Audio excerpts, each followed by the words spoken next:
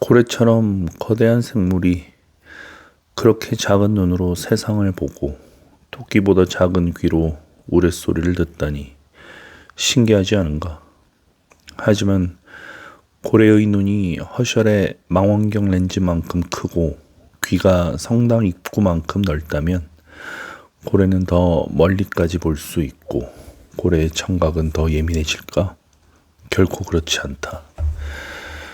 그렇다면 여러분은 무엇 때문에 여러분의 마음을 넓히려고 애쓰는가? 그보다는 마음을 예민하고 섬세하게 하는데 노력하라. 이제 지렛대든 증기기관이든 가까이 있는 도구를 이용하여 향유고래의 머리통을 거꾸로 뒤집어 보자. 그런 다음 사다리를 타고 꼭대기까지 올라가서 녀석의 입을 들여다보자. 머리가 몸통에서 완전히 분리되어 있지 않다면 우리는 등잔을 들고 켄터키의 거대한 매머드 동굴 같은 그의 뱃속으로 내려갈 수도 있을 것이다. 하지만 여기 이 이빨 옆에 멈춰 서서 주위를 둘러보자. 얼마나 아름답고 순결해 보이는 입인가. 바닥에서 천장까지 신부의 드레스처럼 하얗게 반짝이는 얇은 막을 댔다고 할까? 아니면 벽지처럼 도배했다고 할까? 이제 그곳에서 나와 이 무서운 아래턱을 살펴보자. 그것은 거대한 코담배값의 길고 폭이 좁은 뚜껑처럼 보인다.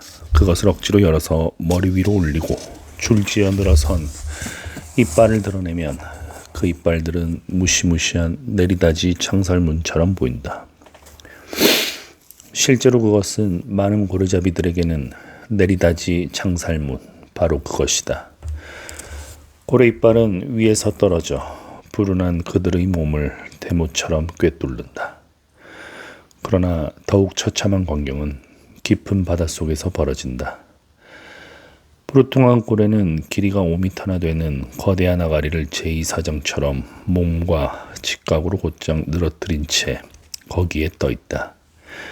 이 고래는 죽은 게 아니라 기운이 없을 뿐이다. 아마 기분이 언짢거나 우울증에 걸려 있을 것이다. 맥이 빠져 턱의 돌적이가 느슨해졌기 때문에 그처럼 비참한 꼴로 그곳에 남겨졌을 것이다. 동료 고래들도 그를 부끄럽게 여기고 그가 파상풍이라도 걸려 턱이 뻣뻣해지기를 기도하지 않을 수 없을 것이다. 대부분의 경우 이 아래턱은 숙련된 기술자라면 쉽게 떼어낼 수 있기 때문에 상아 같은 이빨을 뽑아내고 단단하고 하얀 고래뼈를 얻기 위해 분리되어 가판 위로 올려진다.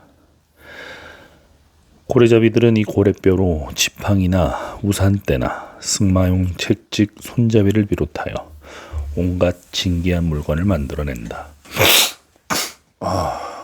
코가 왜 이리 나오지?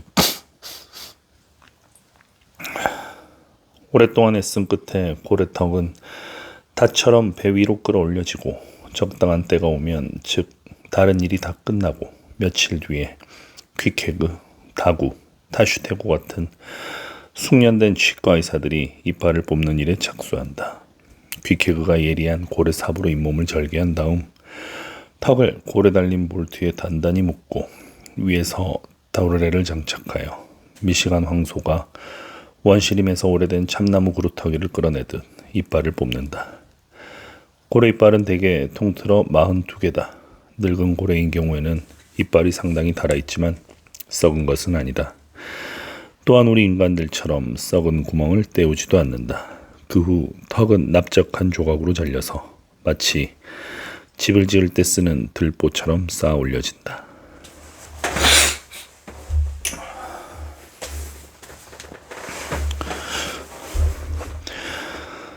가판을 건너가서 이번에는 참고래의 머리를 찬찬히 관찰해보자.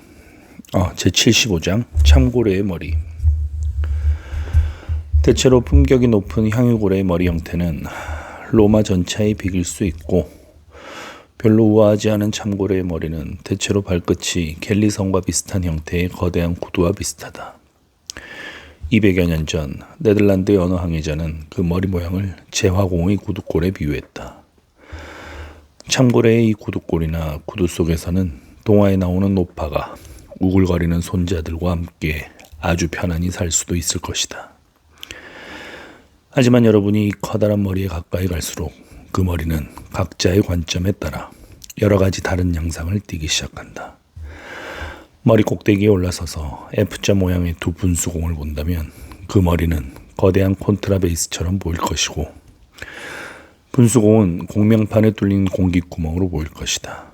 그런 다음 다시 머리 꼭대기에 있는 머리빗 모양의 기묘한 꼭대기 장식, 조개 따위가 달라붙어 있는 그린란드 사람들은 참고래의 왕관이라고 부르고, 남양어부들은 모자라고 부르는 초록색 장식, 그것에만 눈길을 준다면 그 머리는 가지가 갈라진 곳에 새 둥지를 튼 거대한 떡갈나무 줄기처럼 보일 것이다.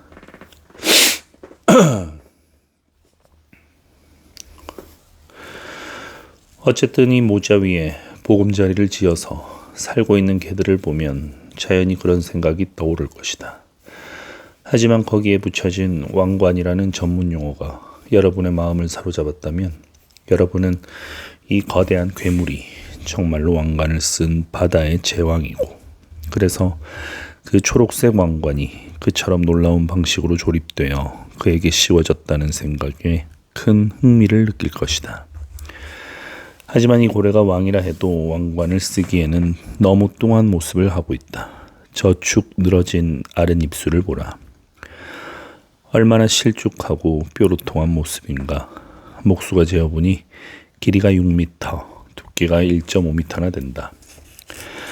이 정도면 500갤런 이상의 기름이 들어있는 실쭉함이요 뾰루통합니다. 이 불운한 고래가 언청이라니 얼마나 안타까운 일인가. 입술이 갈라진 틈은 길이가 30cm나 된다.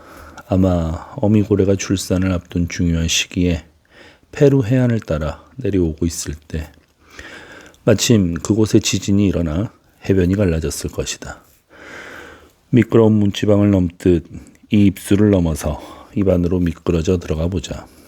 내가 메키노에 있었다면 인디언의 오두막 속에 들어갈 줄 알았을 것이다.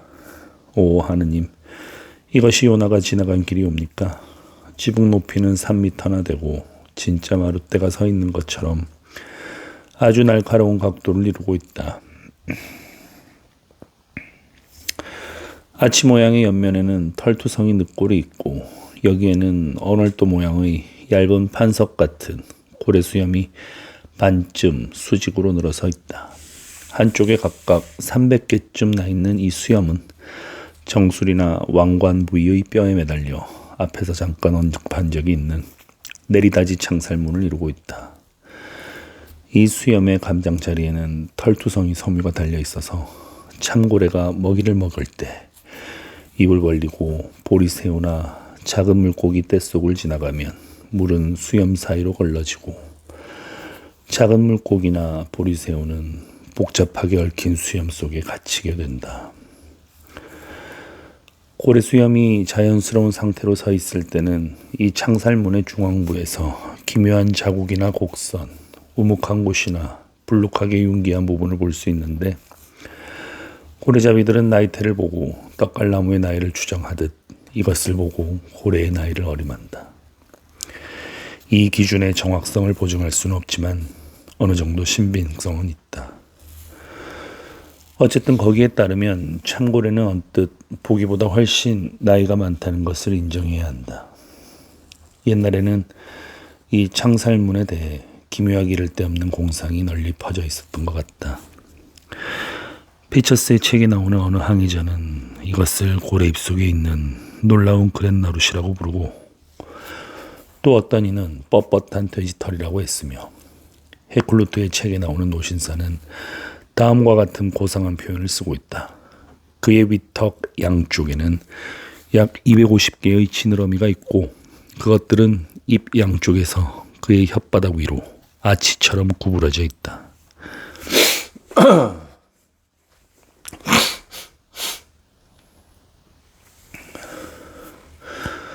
누구나 알고 있듯이 뻣뻣한 돼지털이니 지느러미니 구렛나룻이니 창살문이니 하고 불리는 이 고래 수염은 부인들에게 코르셋의 가슴 부분을 버티는 살대를 비롯하여 뻣뻣한 보강제를 제공해 준다. 하지만 이런 면에서의 수요는 오래전부터 줄어들고 있다. 파딩게일이 한창 유행한 앤 여왕 시대의 고래 수염의 전성기였다. 당시 부인들은 문자 그대로 고래 입속에 들어가 있으면서도 쾌활하게 돌아다녔다고 말할 수 있다. 오늘날에도 우리는 소나기가 쏟아지면 옛날 여자들처럼 아무 생각 없이 고래턱 아래로 뛰어들어 비를 피한다. 우산은 고래 수염 위에 펼쳐놓은 천막이기 때문이다.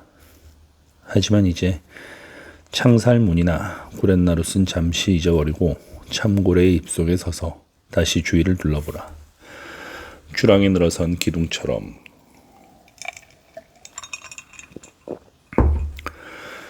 질서정연하게 정렬한 수염을 보면 하를렘의 커다란 오르간 속에 들어간 1000개나 되는 파이프를 쳐다보고 있는 것 같지 않을까?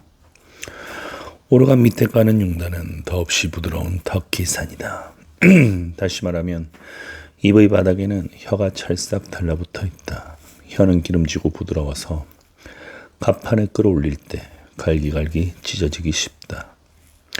이 혀가 지금 우리 앞에 있다. 얼핏 보고도 6통짜리 혀라는 것을 알 수 있다. 그만한 양의 기름이 나올 만한 혀라는 뜻이다. 여러분은 내가 처음에 한 말, 향유고래와 참고래의 머리는 전혀 다르다는 것, 그것이 사실임을 진작 알았을 게 분명하다. 간추려 말하면 이렇다.